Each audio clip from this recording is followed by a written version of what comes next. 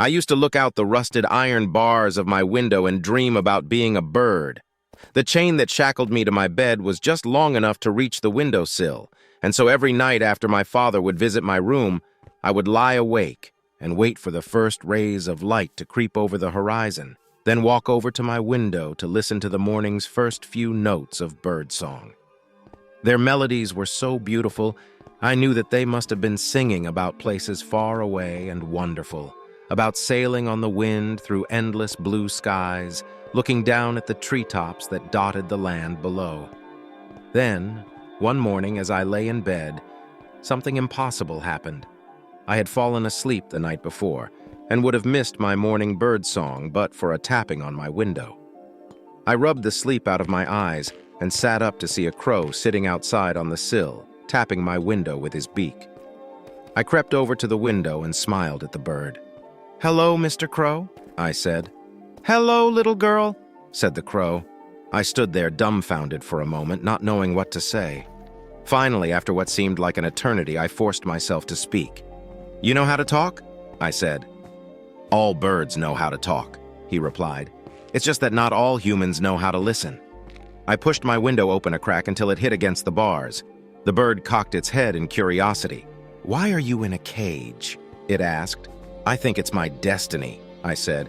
"It's always been this way." "You look rather thin," replied the crow. "Would you like something to eat?" My stomach gave a weak growl. "Yes," I said, "that would be wonderful." Without another word, the crow took flight. A few minutes later, he returned with a small branch of figs. The crow watched me as I greedily devoured the fruit. After I had finished, he stared at me for a moment before speaking again. "I didn't know they put people in cages," he said.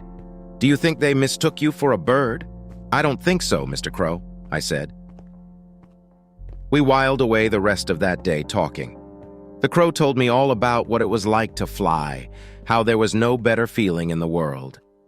He told me about the faraway lands he had visited when he was a young bird and could still make the journey north with the changing of the seasons. Finally, evening came and the crow said that he had to go. The next morning he was back, however, with 2 more branches of figs. I thanked him for his generosity and we talked another day away. That day he even sang me a song. He didn't have a voice for singing, but I thought his song was beautiful anyway.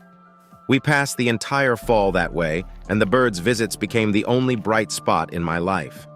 He brought me not only figs, but cherries and walnuts too, anything small enough for him to carry. Soon, however, winter came, and with it the frosts that destroyed the figs and cherries that the crow had used to bring me. His gifts became fewer and fewer, and I could tell from his tired voice that he was flying farther and farther away to get them. One morning, when the first snows of winter had fallen, the crow asked me a question. "What would you do to leave this place?" he asked, cocking his head to the side. I thought for a moment, but I wasn't sure how to answer. Finally, I told the truth. "I would do anything to leave this place," I said. "Anything at all." The crow solemnly nodded and said, "The frost isn't the only thing that winter brings." He flapped his wings once and jumped from the windowsill, and I didn't see him for 3 days. I began to fall into a deep depression. Every morning I would still listen to the bird's song, but it sounded forlorn and empty without my friend there to listen with me. The morning after the 3rd day, my crow friend returned. It was so beautiful that day.